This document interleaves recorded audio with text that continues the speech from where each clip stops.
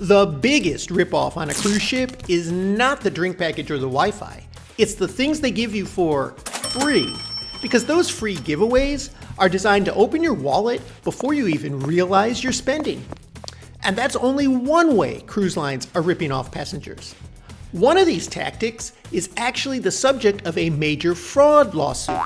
Yet cruise lines still allow it to operate on every ship. Over decades of cruising, I've seen 9 big ripoffs in action, and I'm going to walk you through every single one.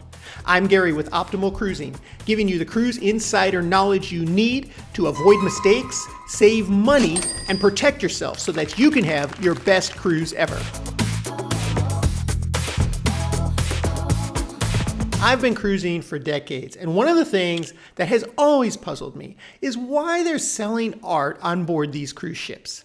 Because if you're going on a cruise, to me, that's not the first thing I'm thinking of about buying a painting and taking it back home. I mean, that's a hassle anyway, because most of us live a good distance from the ports where these cruise ships leave out of. In fact, these art auctions aren't even offered by the cruise line. They're offered by a third party that pays the cruise lines a lot of money to be able to do their art auctions on board. And one of the biggest providers of these art auctions is Park West Galleries. Now, this company was actually involved in a major fraud lawsuit not too long ago, which they lost. One of the big ways they lure you in is with free stuff. They're going to host events where they give out free drinks, free champagne. Sometimes they have other giveaways. Sometimes they'll do a raffle for a free painting. But when you win that raffle, it's not exactly free because they're going to charge you hundreds of dollars in shipping to get that back home with you. They market prints as limited editions, which are really just mass-produced, embellished replicas. And the originals aren't anywhere on the ship. What you're buying is a copy. And they do 2 really sneaky things to try to get people to bid and increase the bids. The first one is obvious. They're giving out free alcohol at the start of these events. So they're hoping that your inhibitions will go down and you'll be willing to spend more than you would if you were thinking straight level-headed. And then crew members report that they actually plant shills in the audience. People who have no intention of buying any of these paintings or pieces of art, but they bid up the price when somebody seems interested. Now, Park West claims that they give out appraisals for all of their work, but those appraisals are internal documents that they produce. They're not provided by an independent appraiser. And a lot of customers who purchased this art on board cruise ships claim that when they got back home and had that art appraised by an independent expert, that it was appraised for half the value or less. If you're interested in a piece of art and you don't want to get ripped off, your best bet is probably to buy it on land and skip the art auctions at sea. Or attend the art auction for the free drinks, but don't place a single bid. This whole structure is designed to funnel people in to paying premium prices for artwork that isn't worth it. But art is not the only thing they try to get passengers to overpay for on cruise ships. When I first started cruising, I used to always travel with family, and a lot of people in my group wanted to attend these port shopping talks. They thought it was the thing to do, to know where to go, where to shop, what to see at these ports of call. And these things still go on today on every cruise ship everywhere in the world. But these port shopping talks are designed to rip passengers off. For starters, any stores that are being recommended by the cruise staff at these talks are paid advertisers. They are paying money to the cruise line, in some cases a lot of it, in order to be recommended. And the cruise staff is not making recommendations based on their experience at ports of call. It's based on who gave them money. And some of these outlets like Colombian Emeralds or Effie or Diamonds International, they don't only have shops at all these ports of call, but they also put merchandise on the cruise ship. So the cruise ship can try to sell it to you there and then recommend that you go off port to these shops. But in most cases, experts say that the jewelry being offered on the ship and by these recommended providers is overpriced. There is a big commission built into that price. And they're also going to give out freebies at these port shopping talks, including gift cards or discount cards for their recommended stores. And when you go there and show up with a $100 discount card, you have to think, Doesn't that mean that that price is already inflated by well over that $100? And there's another reason why they give out discount cards and other freebies at these talks, and that is that the cruise staff can actually earn commission when you buy something on shore at these shops. And so they will actually get off the ship and go around to the stores, I've seen it myself, and check with the staff of who turned in one of their cards that day and collect their commission. And then they'll push certain jewels like tanzanite, not because it has great value, but because it has an exceptional profit margin. Another one that they like to push is chocolate diamonds. These used to be considered worthless. They were industrial grade diamonds used for cutters and things like that because they're heavily colored. Yet, some marketing genius decided, it kind of looks like chocolate. Let's call them chocolate diamonds, put a hefty price on them, and have people overpay by huge margins. Now, this next item makes the cruise lines a ton of money. When I go on a cruise, I like to have a few cocktails, but drinks are one of the biggest ripoffs on a cruise ship. That doesn't mean you should necessarily avoid them altogether because you're on vacation. You gotta have a little fun, live a little. But you gotta understand how the pricing works so that you can get the best value for yourself. If you're a light drinker who just wants a glass of wine a day, maybe you wanna bring on a bottle of champagne, many cruise lines will allow each adult passenger to bring 1 or 2 bottles of wine, champagne on board with them. And if you do this, you'll be saving a ton of money over buying that per glass on board. Cruise lines don't allow us to bring any hard liquor on board, so for any cocktails and things, we're going to be stuck at their hefty prices, which range on the low end $10, high end $16. I've even seen on some cruise lines approaching $18 and $20 these days. And that's a major markup if you're having a few drinks. Now, depending on the cruise you're on and how crowded it is and how much they're selling at the bars, some cruise lines will offer discounts to encourage drink sales. Sometimes you'll see more happy hour sales where they're offering margaritas for $4 or $6 instead of $12. You'll see 2-for-1 sales one day of the cruise where you can buy one, get one. Some cruise lines will even offer you a drink package for the day if their sales are low. And that means you didn't have to buy the entire drink package, but you can have unlimited drinks for one sea day.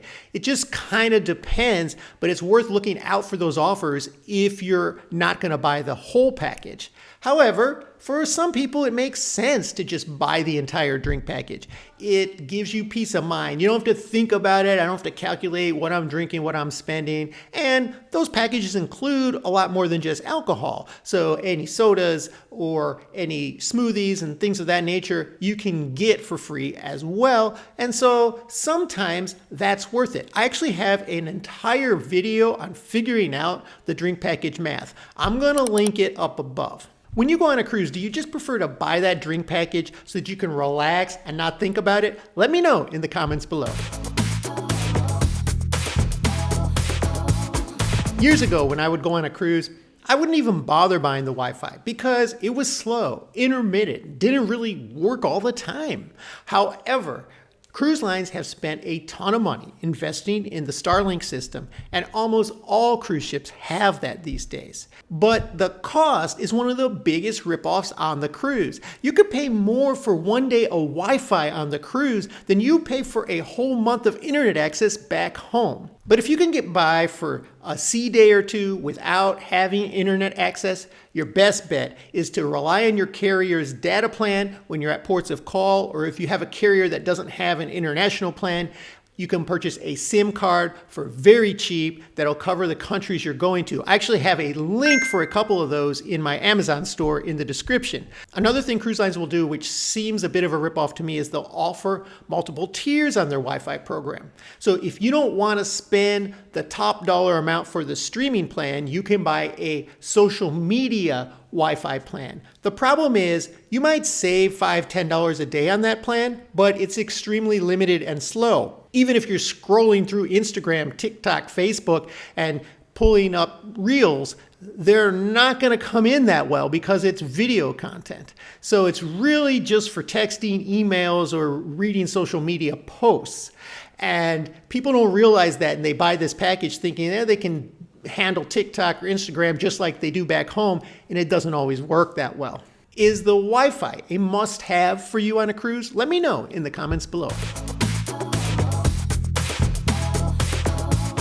When I first started cruising, everybody told me, book all your shore excursions ahead of time through the cruise line. Get them locked in, they'll sell out, and you're guaranteed you won't miss your ship at a port of call. And planting this fear in people is how cruise lines have been able to continuously sell shore excursions at 30 to 50% markups from what local tour operators charge. In reality, there are almost no documented cases of independent tour companies bringing passengers back to the ship late. In fact, these providers are typically overvigilant. They know when the ships leave. This is their business. They get people back hours before they have to. If you look at the reviews of independent tour providers, you will often find better comments, higher rated tours than what you get with the cruise line, because cruise line tours tend to be overpacked with people, more limited in what you do, where the independent providers have a bit more flexibility. If you'd like to look into this further and check out some reviews, I put a link to 2 independent providers that I have used, Viator and Shore Excursions Group, in my description. And in some cases, they even offer their own back-to-ship guarantees. Now that's a good deal. And speaking of deals, if you're looking to book a cruise, we maintain a list of the best cruise deals you can book right now. Just comment deals or click on the deals link in my description and we'll email it to you. When cruise lines first started coming out with the specialty dining concept, I used to take advantage of it sometimes. It seemed like not such a bad deal. Used to be able to get a full specialty dining experience for maybe $30 to $40 per person. But in recent years, this has become much more of a ripoff. Now many cruise lines are charging $60 per person for their better specialty dining restaurants. That's $120 for one meal, not including drinks. I can't remember the last time I spent that much at a quality restaurant back home. After all, the food quality in main dining rooms is typically pretty decent. And in a lot of lines, like Royal Caribbean, for example, you can add on a Chops Grill steak for $20. And that's a better deal than spending $60 going to the restaurant itself. If you want to experience a specialty restaurant on board, what smart cruisers will do is wait until they get on board and check the main dining room menus. When you come across a night where you really aren't into what they're offering there, that would be the night to try out one of the specialty restaurants. And contrary to popular belief, usually if you're just a party of 2, you can get into these specialty restaurants last minute. You might have to be flexible on your time, but generally, they don't completely book up. This next thing cost a family member of mine over $300, and it could have been completely avoided. A cousin of mine went on his first cruise ever, and he's a bit of an athlete, so he was playing some basketball up on the sports court, and he tripped and scraped up his knee pretty badly. It was bleeding, and he needed to do something, but because he wasn't at home, he didn't have access to all the things he would normally use to take care of it, so he ended up in the medical center. And he was charged over $300 just for the doctor to stop the bleeding and bandage him up. If you have to go to the cruise ship medical center for any non-emergency reason, you're going to get ripped off. So you're best to prepare yourself ahead of time and bring a basic first aid kit, including a lot of OTC type of items that you might need if something happens on your cruise. The most common reasons people go to the onboard medical doctor are for sunburn, cuts, colds, and seasickness. And these are all things that you could plan ahead and bring a few items with you to take care of in the event that you need them. And it'll save you hundreds of dollars. And if you're buying cruise travel insurance, don't be fooled and buy it from the cruise line. A lot of these cruise line policies exclude coverage for their own onboard medical center. Instead, buy a cruise travel policy through a third-party company. I have 2 providers listed in my description if you're interested. Those are ones I use, but you could really use anybody. Most independent travel insurance providers will cover that onboard medical doctor. I know a lot of cruisers who like to book airport transfers directly with the cruise line. They feel more comfortable doing it that way. But in my experience, it's inconvenient. They leave at rigid times, and a lot of times you're waiting around more than people who just book a taxi or an Uber. And in many cases, it's much cheaper to book a taxi or an Uber. For example, if you're cruising out of Miami, you can get an Uber to and from the airport for somewhere between $25, $30 each way.